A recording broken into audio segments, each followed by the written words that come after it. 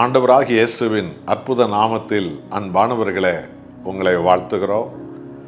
ஆண்டவராகிய இயேசு கிறிஸ்து உலகில் உள்ள ஒவ்வொரு பாவிகளுக்காகவும் தன் ஜீவனை கொடுத்ததுனால பரலோக தேவனுடைய மகா பெரிய கிருபையும் இரக்கமும் அருளும் மனம் திரும்பி பிதாவை தேடுகிற ஒவ்வொரு மேலும் இயேசுவினுடைய தயவு வந்து இறங்கும்படி தேவன் செய்திருக்கிறார்.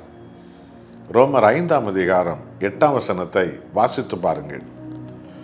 நாம் பாவிகளாய் இருக்கையில் கிறிஸ்து நமக்காக மரித்ததனால தேவன் நம்மேல் வைத்த தமது அன்பை விளங்க பண்ணுகிறார். எத்தனை அற்புதமான ஒரு செய்தி!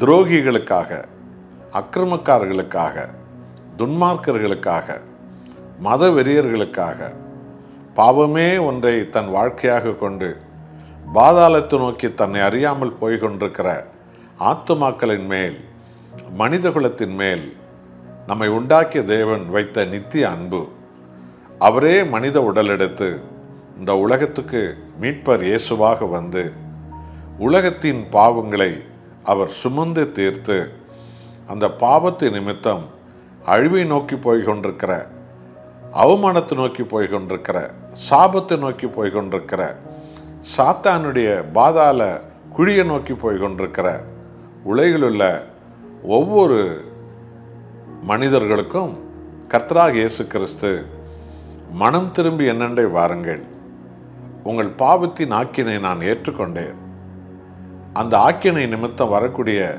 சகல வேதனைகளை நான் ஏற்றுக்கொண்டேன், நீங்கள் பாவத்தை விட்டு மனம் திரும்பி என்னண்டை வரும்போது நான் சிலுவையில் உங்களுக்காக என் உயிரே கொடுத்து மீட்ட அந்த நித்திய மீட்பு, அந்த நித்திய விடுதலை, அந்த நித்திய ஆசீர்வாதம், அந்த நித்திய பரிசுத்தம், அந்த நித்திய ஆசீர்வாதத்தினுடைய மேன்மை, பரிபூர்ணமான உடல் சுகம், ஆவியானுடைய அபிஷேகத்தை உங்களுக்கு நான் தருவேன் என்று தேவன் நம்மை அழைக்கிறார்.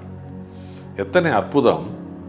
பாவிகளாக இருக்கையில் நமக்காக, நமது மீட்புக்காக, நமது பாவங்களை தன்மேல் ஏற்றுக்கொண்டு நம்மேல் வைத்த அன்பை தேவன் இயேசு கிறிஸ்து வழியாக இந்த உலகில் வெளிப்படுத்தியிருக்கிறார். என் அன்பானவர்களே, எத்தனை அன்பின் கடவுள்!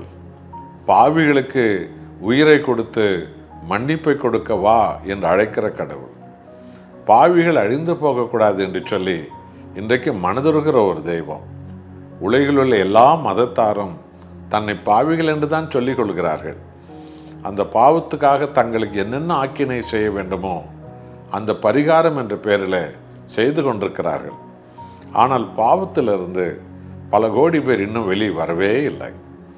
அன்பானவர்களே, பாவிகளாய் இருக்கையில் மனித குலத்தை உண்டாக்கிய தேவன் ஆண்டவர் இயேசு கிறிஸ்துவாக இந்த உலகத்துக்கு வந்து பாவத்தையும் சாபத்தையும் துக்கத்தையும் துயரத்தையும் தன்மேல் ஏற்றுக்கொண்டு நமக்கு அந்த மீட்பை கொடுத்திருக்கிறார். இதுதான் அந்த அன்பின் செய்தி.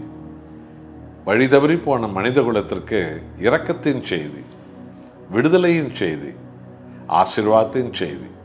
ஆகவே ஒன்றை மாத்திரம் நினைத்து பார்ப்போம். பாவிகளுக்காக உயிரை கொடுத்த ஒரு அன்பு கடவுள் இருக்கிறாரா? ஆம், அவர்தான் உலகம் போதித்திராத ஆண்டவராக இயேசு கிறிஸ்து என்னும் ஜீவனுள்ள ஒரு கடவுள். அன்பானவர்களே, உண்மையாய் மனம் திரும்பி அந்த பரிசுத்த தெய்வத்தை நாம் பற்றிக்கொள்வோமா? ஜெபம் செய்வோம். அன்பின் நேசபிதாவே, பாவிகளாய் இருக்கையில் பாவிகளின் சாபத்தை, பாவிகளின் சாவை, பாவிகளின் ஆக்கினையை எங்களை உண்டாக்கிய கர்த்தராகிய இயேசு தன்மேல் ஏற்றுக்கொள்ள மனித உடலெடுத்து இந்த உலகத்துக்கு வந்து சாவையே ஏற்று, ஆக்கினை ஏற்று உம்மை ஜீவ பலியாய் கொடுத்தீரே, உமக்கு கோடி கோடி நன்றி. உலகில் எந்த மதமும் போதித்தராத ஒரு மாபெரும் அன்பின் அழைப்பு, மனம் திரும்பி என்னண்டை வந்து உனக்காக நான் பெற்றுக்கொண்ட ரட்சிப்பை, விடுதலையை, ஆசீர்வாதத்தை உங்கள் ஆத்துமாவில் பெற்றுக்கொள்ளுங்கள், இந்த உலகில் ஒரு புது வாழ்க்கை வாழுங்கள் என்று அழைக்கிற எங்கள் அன்பின் நேசரே, என்னோடு ஜெபிக்கிற உமது பிள்ளைகள் ஒவ்வொருவரையும் கர்த்தர் பாவ சாபத்திலிருந்து விடுவித்து அவர்களை ஆசீர்வதித்து உயர்த்துவீராக. இயேசு நாமத்தில் பிதாவே, ஆமென்.